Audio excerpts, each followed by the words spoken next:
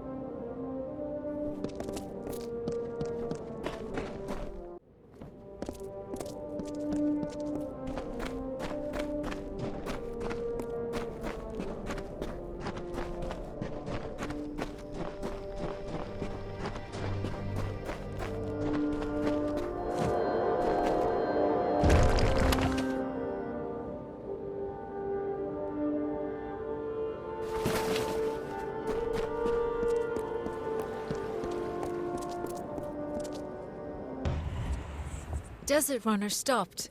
She had never heard Rattlesnake speak before. His voice was a slow, nasty hiss, and that greatly disturbed Desert Runner. "Please, Desert Runner, my voice is harsh, and yours is so pretty. You are so fast and so much braver than me. Can you bring me a voice like yours?" Desert Runner thought for a moment and then said, "I will lend you some of my voice and put it in your tail. That is why the rattlesnake clicks."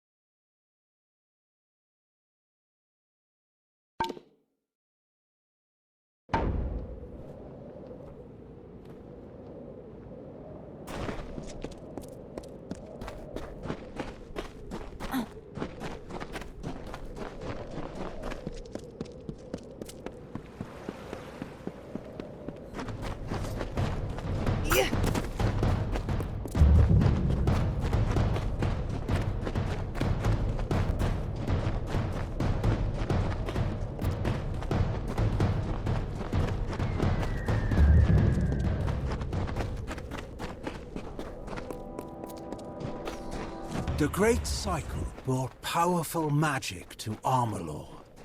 The arcane veil begat King Issa's reign, and all things in balance, also its destruction. The seasons passed, the summer wilted into autumn, and Lord Ohm culled his strength.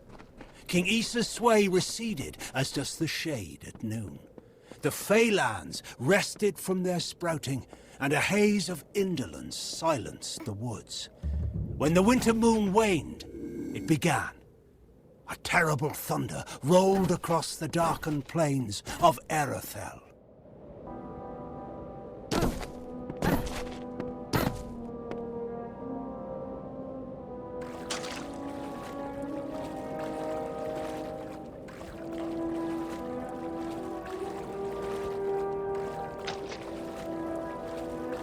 The bird turned to leave, but again Rattlesnake stopped her.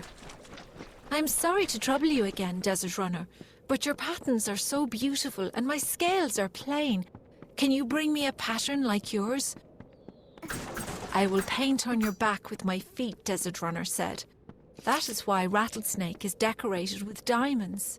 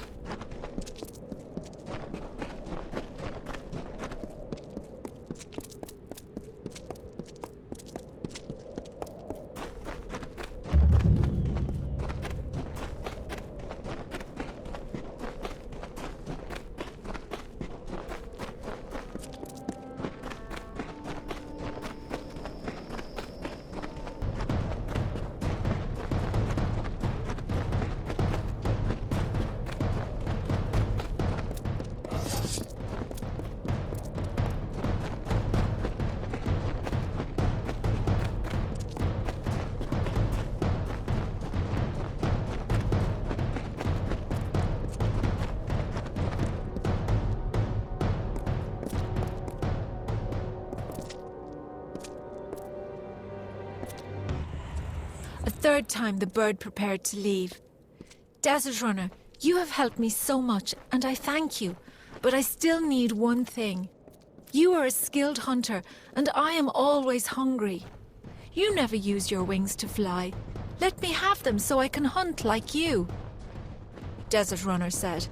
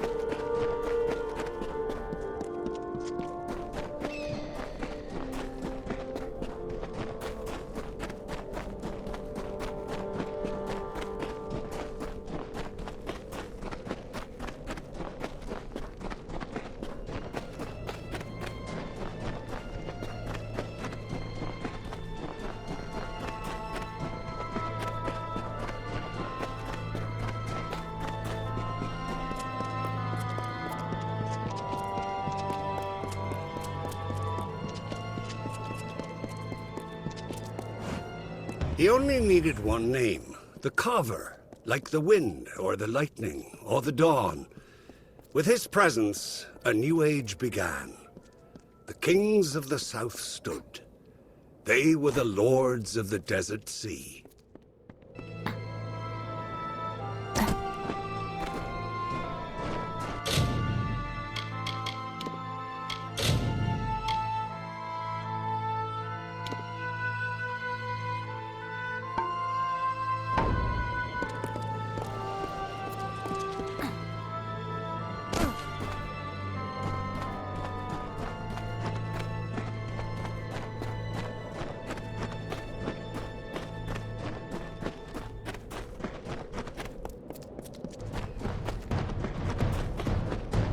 First, he made the river in the arc of the great snake-tail.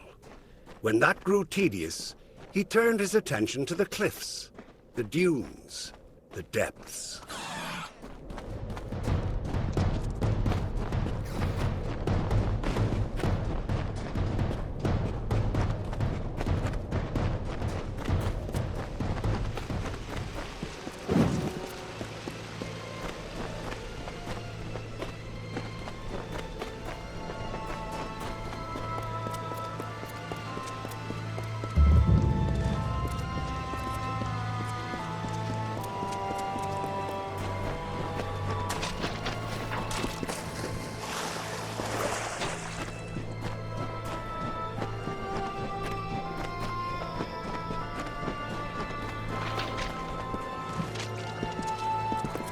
The Carver made by the morning what takes the cycles centuries to shape. He bored holes in the red marches and chiseled the spine in the Ulcerund. Echoes rang through the canyons of Menethir. He gouged the hollow lands.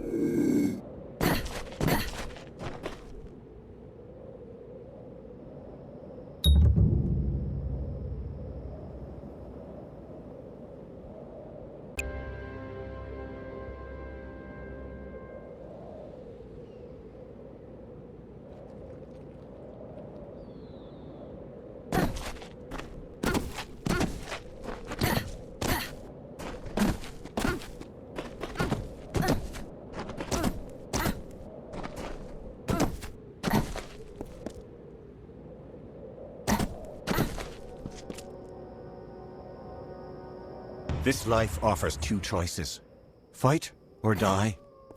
Those who choose to live face conflict. It is the natural balance of this world. The weeds preclude the flower's bud. The spider's web arrests the fly. The water carves the rock. In the dry wastes of Datir, in the land known as Ulcerund, the House of Valar became the home of this primal force.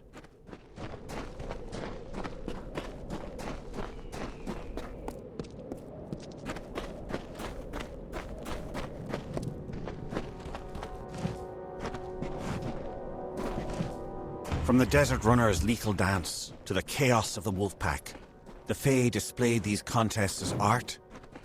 Engard, the embodiment of contention, arose as champion. His strike was as the mantis leg, a bolt amid stillness. He met defeat like the salamander's tail, lost, but only to grow again.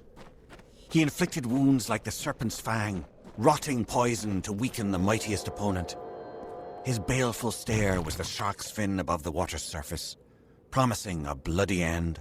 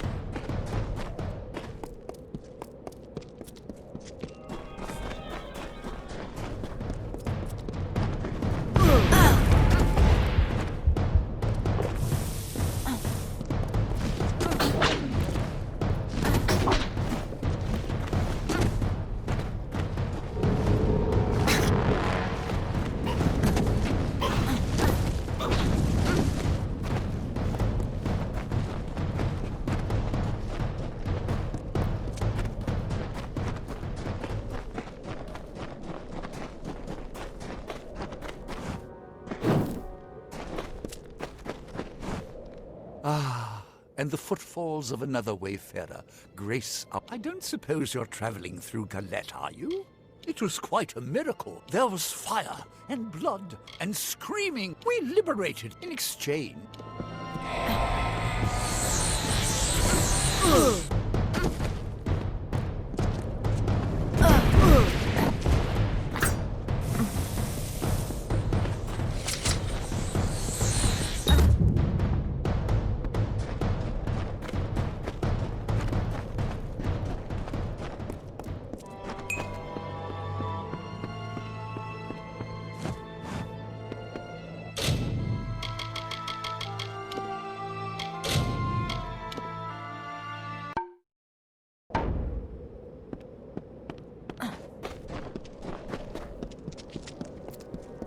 The demons defile the land. The burnt skin of the world glows red with suffering.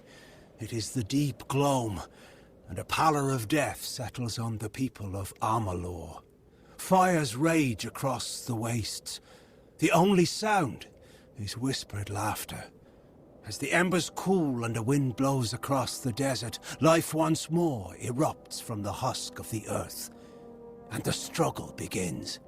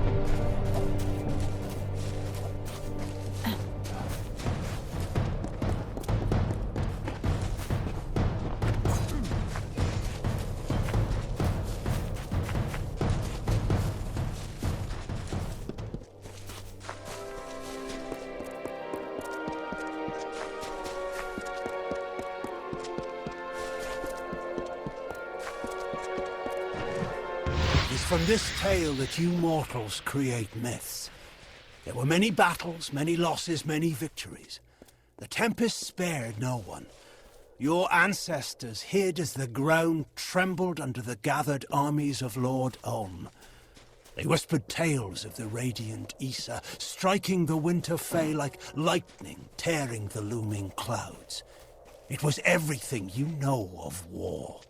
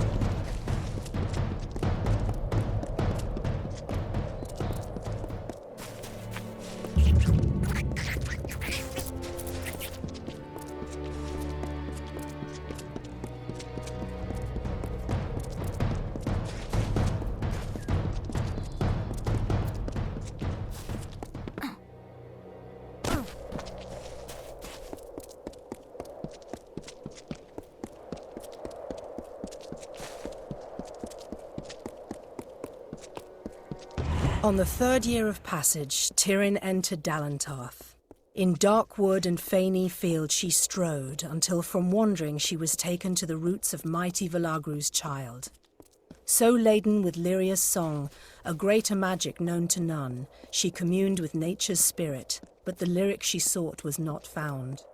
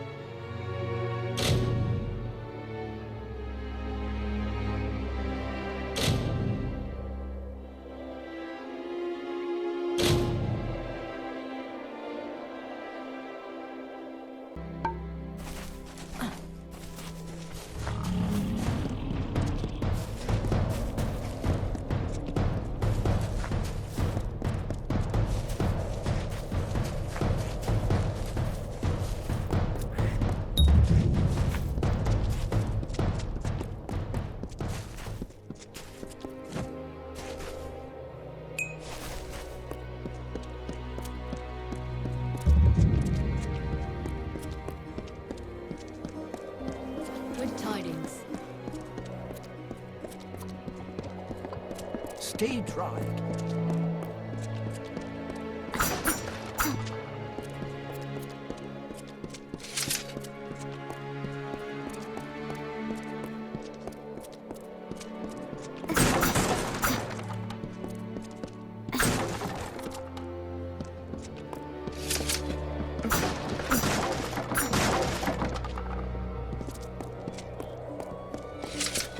What's needed?